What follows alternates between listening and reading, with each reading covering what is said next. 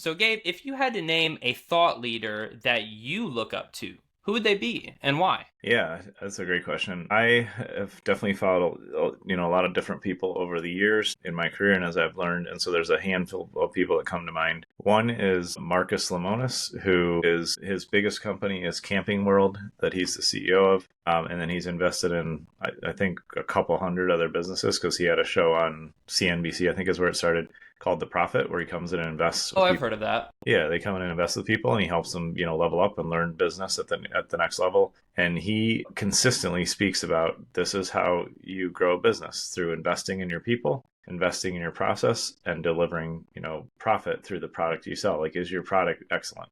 And so, because he's so consistent in that, I've heard him speak in person at events. He's a very humble guy. Doesn't act like he has it all together on everything because nobody does. Nobody does. And he consistently shows up and teaches and helps people grow. And he created the Profit TV show not to make money because that's not how you make money. And he's lost money on plenty of the deals that he tried to do with people because they didn't follow through and it didn't work. But he's created that to educate and help people. He truly is showing up from a place of service there. And so he's somebody that, I really respect as a thought leader.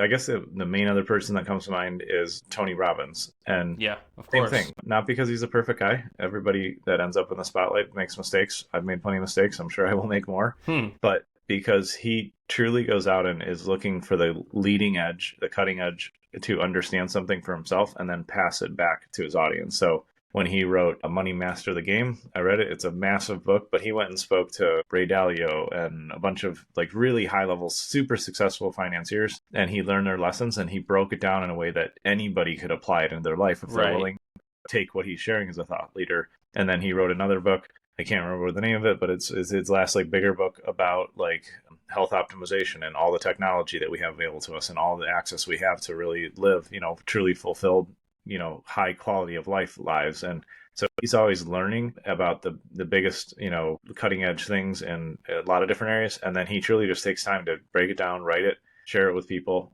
And so those are a couple of people that I've followed for years that I've learned a lot of things from. And I don't have to agree with everything that a thought leader thinks or believes for me to get value from it. I hope and expect and want to follow people that are transparent about what they've learned, what they failed at, and aren't pretending that they're perfect. And then also just like consistently sharing the same message to help people grow. And both of those guys have done that over the years for sure.